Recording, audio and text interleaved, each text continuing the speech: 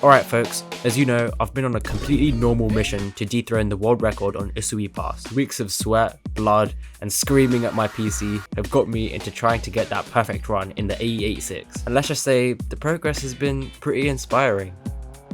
Inspiring me to give up, that is. So today I thought, why not switch things up a little bit? Enter two cars that even finance bros recommend you stay 50 feet away from. Because obviously, someone who reads stock prices all day knows everything about apex seals and torque curves. First up, we've got the Mazda RX-8 with 227 brake horsepower, about 210 Newton meters of torque, and a weight of just over 1200 kilograms. It's got the heart of a champion. If by heart you mean a delicate spinning triangle that explodes if you even look at it wrong. Oh no. Powered by a 1.3 litre rotary engine, it's a car that prioritizes smoothness and high revs over long-term stability. It's fast, it's quick, and it comes with a free lifetime subscription to Apex Seals every month. But will its nimble handling and lightweight design be enough to outmaneuver the competition? And then we have this absolute unit, the Mitsubishi Eclipse GTS. 210 brake horsepower, 280 Newton meters of torque, and just under 1500 kilograms of sheer mass. Under the hood, there's a 3 litre V6 engine, a reliable workhorse that's more about steady cruising than dominating the Touge. And its turning radius, let's just say that it rivals the Titanic's, and that's being generous. What it lacks in agility, it makes up for with torque. But can it overcome its heft and put up a fight against the lightweight RX-8? Let's find out. Now we're starting off with the RX-8, which is going to be great because of the lightweight, of course, which is not a surprise to anybody.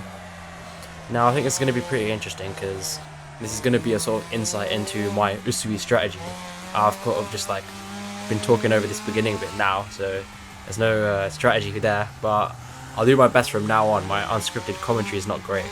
But anyway, so I approach this straight and downshift into second. A lot of people can still... Okay, it seems I used third. I was completely wrong, but there we go. Here I downshift in second. Some people, like I just did, continue that one in third, but honestly I think there's too much speed, and I feel like changing down the gear makes it easier to turn. But anyway, I digress.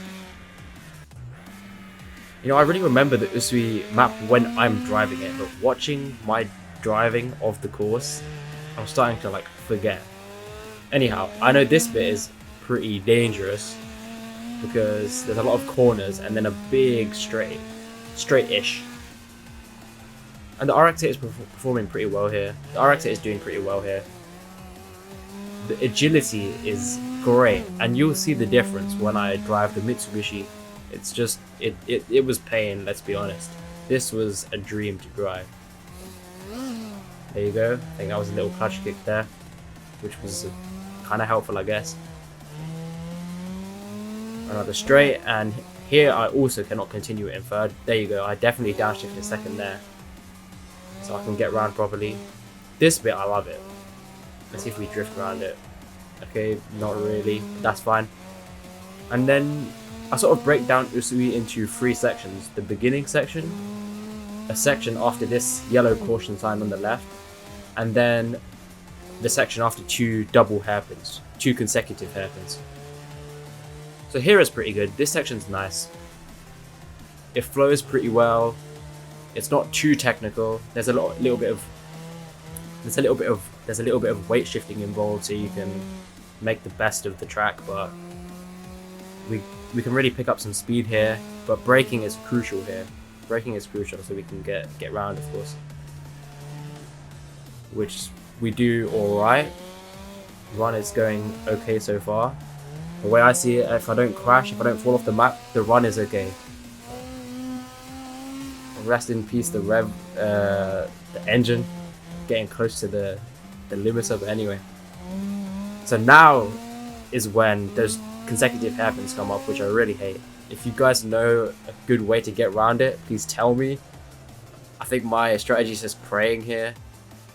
There's not really much a loss of traction. I do a little clutch kick, I guess, there to get around, but that's about it. This bit, I love it. Let's be honest. I think anybody who drives this loves this section. Just look at that. Zooming past. I think I'm trying to keep the speed a bit lower because I know that the braking is crucial here.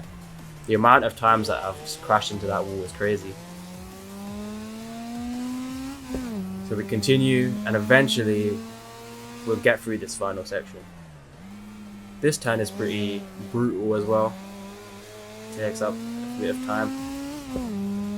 And here, I don't know, but I see some people blazing it through here in fourth. I need to keep in third so I can get round this, like I just did there, like going around. And slowly but surely we will reach the infamous corner after these signs, blue signs. And man, I wish I could drift around it and not hit a wall, but unfortunately my skill level is not there yet. But I think overall the run is pretty solid. 3 minutes 57.663. Let's move on to the Mitsubishi Eclipse. Cool, now we've got the Eclipse. So far so good. The engine sound is lovely. Traction does not seem to break there, which makes sense because this thing is basically like a boat. Let me just say, on this run, it was hard, man. This run was hard. The car would just not turn. I mean, look at that. It just won't turn. Like, what is with this car? I even watched YouTube videos on reviewing this car, and they just say the turning circle sucks. I mean, hey, let's be honest, I haven't actually driven it, so I don't know. That's it was not 100% realistic. But okay, looks like I had to use the handbrake there to get round because the car just won't turn, like I'm saying. Okay, that was kind of nice. I mean, the car wasn't all that bad. Like, it's powerful, don't get me wrong. Smooth there as well, getting around that corner. And trying my best not to hit this guardrail here, which I do a lot, but that's fine.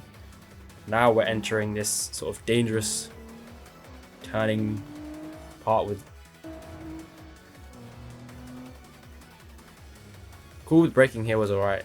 Now we can just get around if the car actually turns. I'll increase some power there.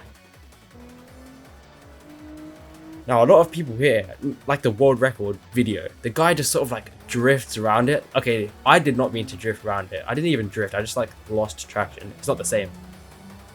But they can really drift around it, which I think saves a lot of time. I can't do that. Not yet, anyway. Gotta keep it steady here. Nice and smooth. Also around here, get some nice drifting action, I guess. And it looks like I hit the guardrail there, but never mind that. You guys didn't see anything. It's not that bad. It's alright. Alright, so now we're gonna enter the second section, if you will, which is how I break Usui down. Now we got to see how it's gonna be here, because weight shifting is crucial here to make so that we don't lose so much time and we can get through this part quickly. So far so good. Now we can pick up some speed and make use of that beautiful engine. Though it looks like I'm hitting the limiter.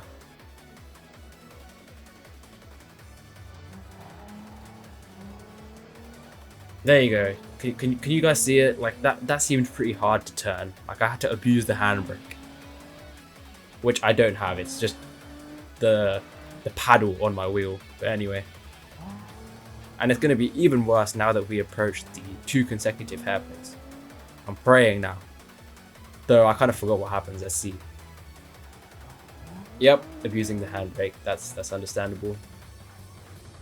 And just awfully completing that. But hey, we didn't fall onto the sides. You know, it's alright. Alright, here we can pick up speed. Let's go, let's go, let's go. The braking point again. Here it's going to be very important. Which, yeah, my braking point is super early. No doubt about that, but at least I don't crash. Now here, I'll probably downshift into second. Let's see. Yep, exactly. I literally drive Usui like a robot at this point, which is probably why my lap times aren't improving. Something's got to change, but you know what? I've improved from the start, and that's what matters. That's what matters, guys. Alright, we're slowly getting to the end now. It's this infamous corner. Not yet, but it's going to come up soon. And this is going to be a pain, because if it wasn't already hard in the RX-8, man, it's hard in this thing to turn. Like, look at that. Yep, to no one's surprise, 4 minutes, 1.349. So, which of these two legends of unreliability comes out on top? Well, to no one's surprise, the RX-8 finished a solid 3.7 seconds faster. Meanwhile, the Eclipse just proved that sometimes being heavier doesn't mean you're more stable. Let me know in the comments if you want me to test more unreliable JDM legends on the Touge. Maybe we can find a car so bad it just breaks Assetto. Oh, and to the finance bros, thanks for the advice. Please just stick to Bitcoin and leave the cars to us.